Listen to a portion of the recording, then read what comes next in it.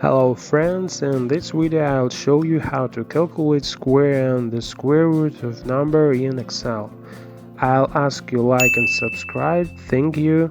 Let's start with the square calculation. There are two ways of doing this. The easiest way is to use the caret symbol on your keyboard. To calculate, enter equal sign in cell, then simply type a number or cell with the number you want to find the square, followed by the caret symbol, and then 2. We got the result, and now we need to extend the formula from the top row to all followings. Another way would be to use the power function with two arguments.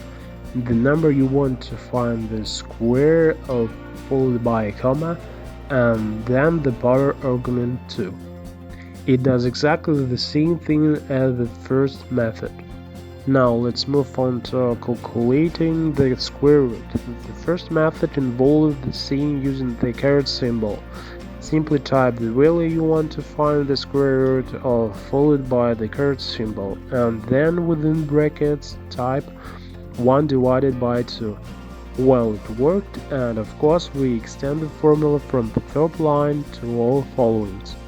For the second method, you can use the square root function. Just enter SQRT, which means abbreviated square root, followed by the value from which you want to extract the square root, in brackets. That's all. Now you know a little more.